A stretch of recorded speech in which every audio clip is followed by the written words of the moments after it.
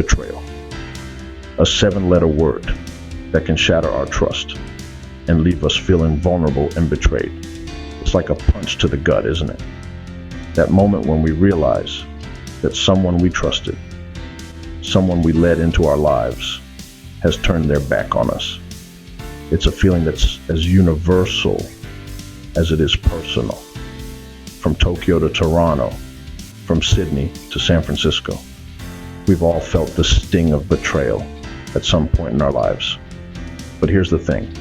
It's okay to feel hurt. It's okay to feel confused. It's okay to feel angry. These are all natural responses to an unnatural act. Betrayal isn't a reflection of your worth, but rather a commentary on the person who betrayed you. It's a hard pill to swallow, but it's an important one. Remember, it's not the betrayal that defines us, but how we choose to respond and heal. Years ago, I found myself in a similar situation, betrayed by someone I held dear. It was a friendship that spanned over a decade, an alliance that had withstood life's many trials. But as it turned out, even the strongest bonds can be broken. The discovery was like a cold splash of water, unexpected and jolting. I remember the moment vividly. It was a typical Tuesday, or so it seemed, until I stumbled upon the truth. The shock was immediate, a swift punch to the gut. It felt as though the ground beneath me had given way, and I was free-falling into a chasm of disbelief and bewilderment. The pain that followed was, for a lack of a better word, excruciating. It was a dull ache that seemed to echo through the empty spaces within me, a constant reminder of the trust that was lost. I felt cheated, deceived by someone I had considered not just a friend, but a confidant, a part of my tribe. The healing process was long and arduous. It was like trying to mend a shattered vase, piece by painstaking piece. There were days when the hurt seemed insurmountable, a mountainous obstacle that loomed large in my path. But gradually, I began to find ways to cope.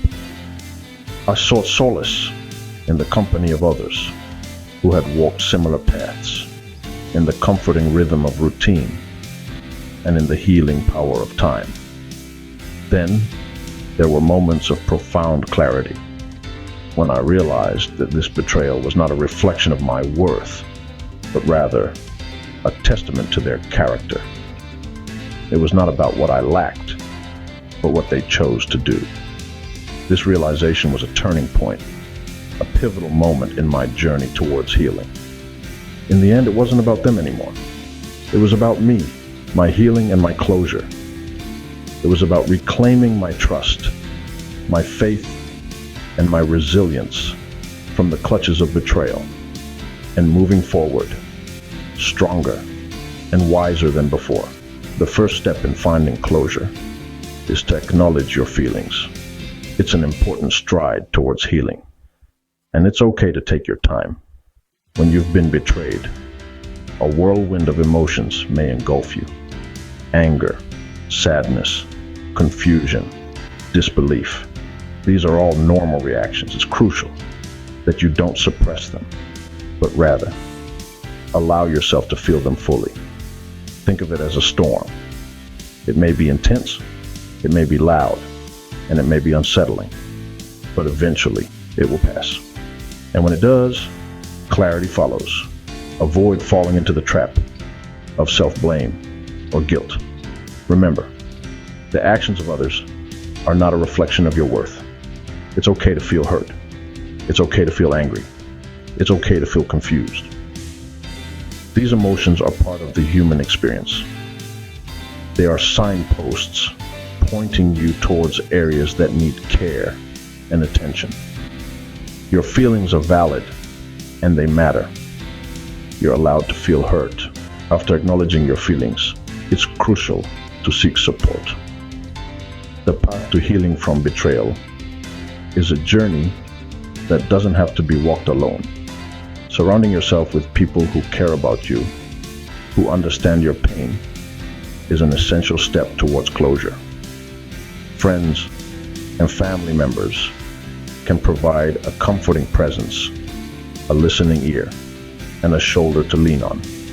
They can provide you with a safe space where you can express your feelings without judgment. Yet sometimes, those close to us may not fully grasp the depth of our pain. In such cases, seeking the help of a professional, like a counselor or a therapist, can be immensely beneficial. These professionals are equipped with the necessary skills and knowledge to guide you through your healing process. They can provide you with strategies to cope with your pain and help you to understand and process your feelings in a healthier manner. It's important to remember that seeking help is not a sign of weakness. On the contrary, it's a sign of strength and courage. It shows that you're taking charge of your life and you're actively working towards your healing. Isolation can often prolong the healing process. It can trap you in a cycle of pain and despair. So break the cycle, reach out, connect. Remember, you're not alone in this journey. There's always someone willing to listen and help. Forgiving doesn't mean forgetting or condoning the betrayal. Let's take a moment to really contemplate this. The act of forgiveness often gets misunderstood. We tend to think that by forgiving, we're somehow excusing or erasing the wrong that was done to us. But that's not the case. Imagine you're carrying a heavy backpack filled with stones of resentment, anger, and hurt. Each stone represents a feeling associated with the betrayal you've experienced. Now, forgiveness is not about taking those stones out and pretending they never existed. No, it's about acknowledging the weight, opening the backpack, and one by one, setting those stones down. It's about lightening your own load. When we forgive, we're not saying that what happened was okay. We're saying, I acknowledge the pain this has caused me, but I choose not to let it rule me anymore. We're choosing to stop feeding the bitterness, the anger, the resentment. We're choosing peace over torment, love over hate, and future over past. Forgiving is a process. It's not something that happens overnight. It's a journey that begins with a single step, the decision to no longer let the past dictate the quality of your present and future. It's about reclaiming your power, your joy, and your peace. Remember, forgiveness isn't about the other person. It's about you. It's about releasing yourself from the prison of resentment. It's about setting your heart free from the chains of anger and bitterness. It's about stopping the replay of the past and starting to live in the now.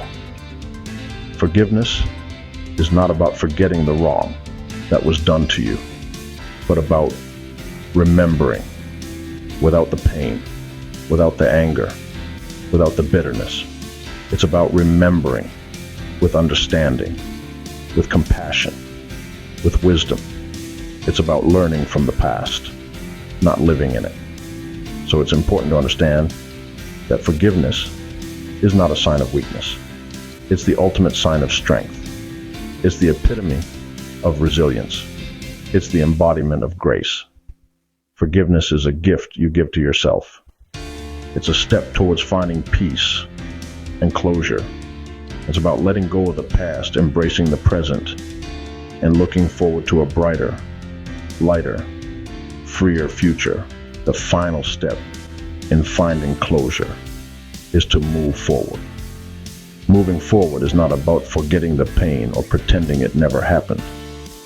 It's about learning from the experience, gaining wisdom, and using it to grow as a person.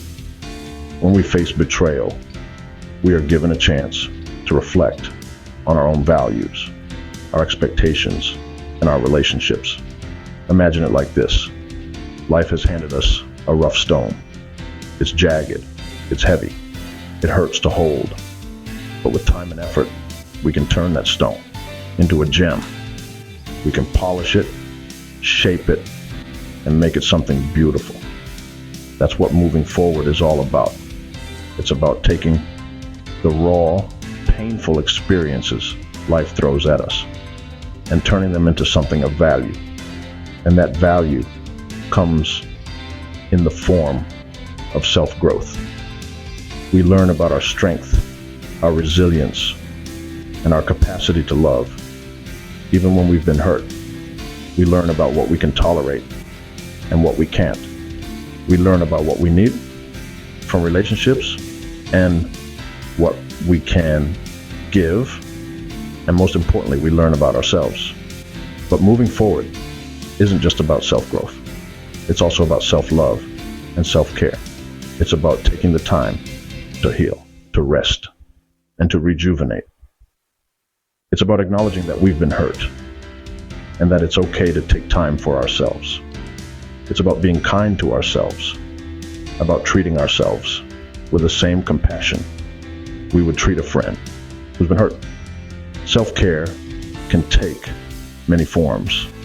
It might be taking a long bath, going for a walk in nature, spending time with loved ones, or simply taking a day off to relax.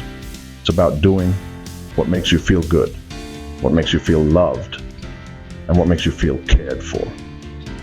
The healing process is not always linear. There will be good days and bad days. There will be moments of clarity and moments of confusion. But each step you take, no matter how small, is a step toward healing. And each step is a testament to your strength, your resilience, and your ability to move forward. So as you move forward, remember to be patient with yourself. Remember to be kind to yourself. And remember to love yourself. Because you are not defined by the betrayal you've experienced. You are defined by your strength, your resilience, and your capacity to love, even when you've been hurt. Betrayal is hard, but remember, it doesn't have to define you. You are stronger than you think, and you can move forward. Click the link in bio for your ticket to a successful life with our downloadable ebooks.